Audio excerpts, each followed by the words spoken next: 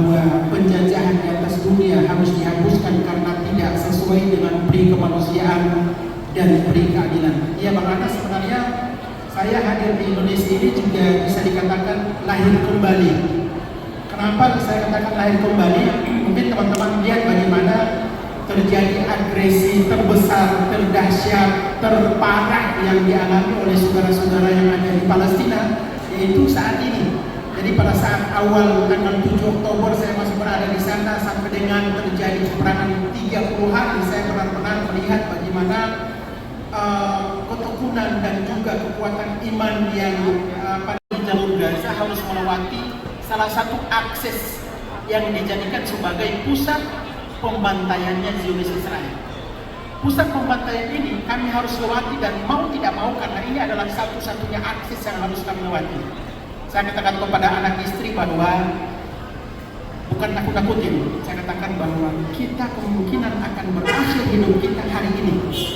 Kenapa berakhir hidup hari ini? Kita harus melewati akses yang 99% warga jalur Gaza melewati akses tersebut dibantai dan pasti meninggal dunia. Karena seluruh warga jalur Gaza melewati akses tersebut pasti dibantai oleh Zionis Israel, yaitu di wilayah Sheikh Izden di barat kota jalur Gaza.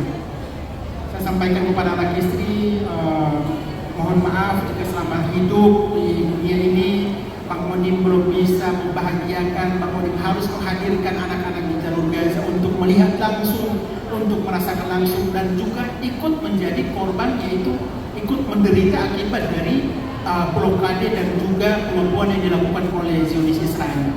Saya katakan kalau hari ini kita belum bertemu di Mesir, insya Allah kita bertemu di pintu surganya Allah Subhanahu Wa Taala. Tapi pada kesempatan tersebut saya sangat meyakini bahwa intan surullah yang suruhkum mayathabit aqdamakum.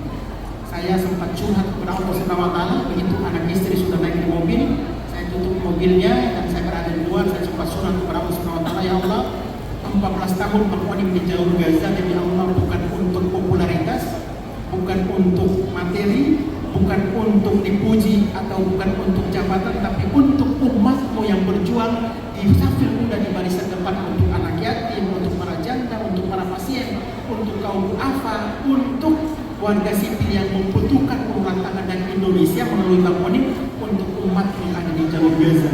Dan tentunya saya yakin ya Allah, Engkau tidak akan rela kami dibantai oleh Zionis Israel. Naik mobil, begitu naik mobil sekitar 10 menit kemudian saya melihat ada warga jalur Gaza yang ikut di kendaraan kemudian. Konvoi mereka ada sekitar 8 atau 9 di belakang, dan di belakang ada di depan mobil, di depan kendaraan Bang Onim itu ada konvoi juga. Mereka dengan bawa kasur di atas mobil, bawa bantal di atas mobil, anak-anak berdempet-dempetan sekitar 10-15 orang satu mobil sedan. Karena mereka melihat bahwa kalau kita ikut rombongan Bang Onim, insya Allah kita selamat karena tidak akan ditembak oleh Zionis Israel. Ternyata begitu jalan sekitar 15 menit, yang di belakang saya Bang Anas itu ternyata sudah dibantai habis. Dan itu memang benar-benar kami lihat sendiri, dibantai habis, ditembak, kendaraan dihancurkan oleh ZF-16 dan juga dari Angkatan Laut. Itu di belakang sudah dibantai. Semakin yakin nih Bang Anas, semakin yakin bahwa kita akan selesai di sini. Karena kan di belakangnya sudah selesai ya. Begitu jalan 20 menit kemudian, ya Allah, di depan kendaraan kami itu sekitar 8 kendaraan dirata-ratakan, dihancurkan, dibunuh semua oleh Zionis Israel. Kami semakin yakin bahwa kita akan selesai di sini. Kami saling merangkulan, anak istri merangkulan, dan kami mengatakan bahwa kita menyerahkan diri bukan kepada Israel, tapi menyerahkan diri kepada Allah Subhanahu Wa Taala, dan kita akan selesai di sini.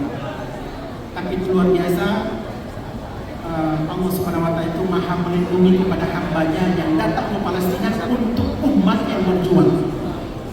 20 menit kemudian kami tidak bisa berbuat apa-apa. Suara tembakan, suara minta tolong, darah, jasad, mayat yang ada di aspal itu berada di pinggir-pinggir kami. Kami berada di tengah-tengah. Dan luar biasa, seperti kendaraan kami itu diarahkan oleh Allah Subhanahu Wa Taala. Diarahkan, dan saya katakan kepada sopir bahwa tancap gas mobil kita, kalau ada mobil tank di depan mobil tank Israel, tabrak saja karena kita kita akan pasti dibantai oleh Israel. Tapi luar biasa, di last menit tersebut kita menyerahkan semua kepada Allah Subhanahu wa taala. Yang namanya anak tidak lagi, yang namanya istri tidak lagi, tinggal diri kita sendiri, yang namanya paspor, yang namanya baju di badan, yang namanya uang saku untuk nanti kami makan di Rafah, itu sudah tidak lagi kami ingat. Yang kami ingat itu adalah, ya Allah, hari ini kami akan bertemu denganmu, dan insya Allah kami akan bertemu di pintu surga Allah Subhanahu wa taala. Ini luar biasa. Begitu 30 menit kemudian kami berada di zona aman dan kami benar-benar seperti dilahirkan kembali. Coba antum bayangkan, puluhan orang yang ikut dengan kami, hanya kami yang selamat.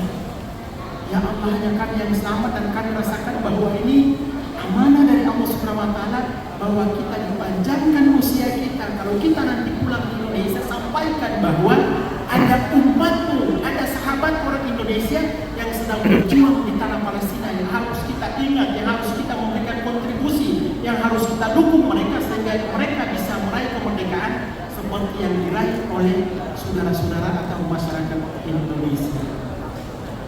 Luar biasa.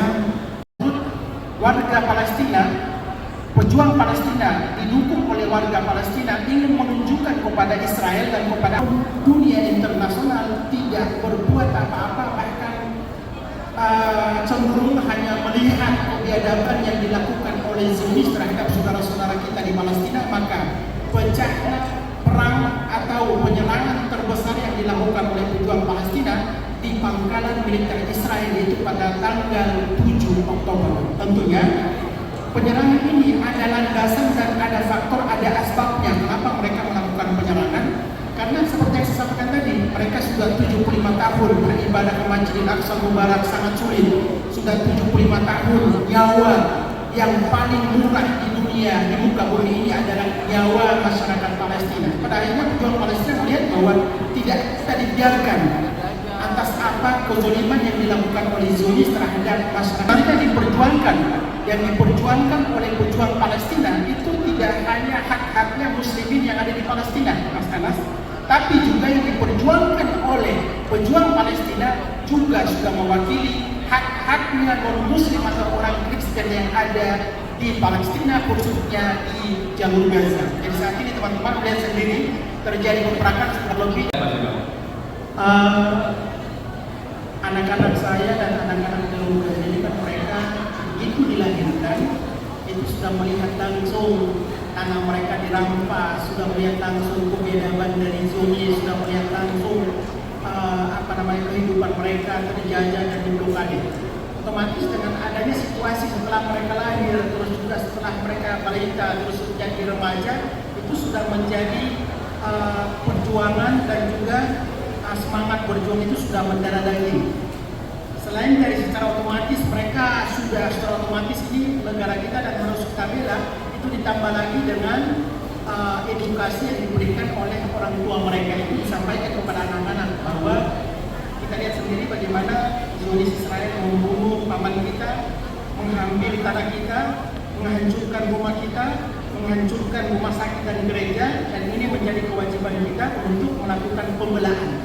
Jadi yang dilakukan oleh pejuang dan masyarakat Palestina bukan pemberontakan, tapi pembelaan atas hak-hak yang sudah dirampas oleh Zionis Israel. Manusiawi kalau anak-anak yang ada di jalur Gaza itu 3 hari pertama terjadi peperangan, pasti mereka akan menangis atau histeris pada saat mendengar dentuman bom. Dentuman bom ini itu sampai kaca pecah, pasti anak-anak menangis. Tapi dalam 4-5 hari kemudian itu mereka terbiasa dan main bola di luar. Bahkan mereka mengajak anak-anak teman-teman satu komplek di lorong itu main bola. Saya sampai katakan bahwa ini terjadi peperangan, jangan main bola. Kalau contohnya ada serpihan atau pihak Israel melihat ada anak-anak main bola, terus mereka mengatakan bahwa ini memprovokasi kita, maka harus kita bunuh anak-anak tersebut. Itu kan jadi korban juga anak-anak saya. Tapi mereka sudah terbiasa, dan pada saat saya melihat bahwa rudal yang dilontarkan oleh pejuang dari Gaza ke pusat kotanya Israel Tel Aviv, itu anak-anak Gaza bahkan Nusantara Bahari itu kan keluar dan teriak Allahu Akbar, hancurkan, hancurkan. Itu terbiasa di sana. Bahkan sampai dengan saat ini, walaupun rumah mereka dihancurkan, mereka tinggal di tenda pada saat mereka melihat rudal pejuang Palestina dilontarkan oleh Israel. mengembalikan semangat hidup mereka, semangat jiwa dan semangat juang itu seakan dihidupkan kembali. Jadi memang Bang Anas Nusantara, Bahari itu juga alhamdulillah karena mereka kan lahir di sana, melihat langsung, dan hari pertama sebenarnya mereka melihat bagaimana pada saat kami evakuasi itu mereka melihat jasa, melihat dana itu sebenarnya ada rasa takut, tapi dengan terpaksa mereka melihat membuka jendela itu dalam situasi terjadi penembakan. Jadi mobil kami itu ditembak oleh Israel sebenarnya. Itu mereka, anak-anak saya itu Nusantara, Bahari sama Filip membuka kaca mobil dan melihat jasad yang ada di aspal tersebut. Saya katakan baru tutup pintunya, kita nggak tahu nih hidup apa mati kita di sini. Tapi mereka ingin melihat, mungkin sudah menjadi cara Allah SWT memberikan kekuatan dan juga keberanian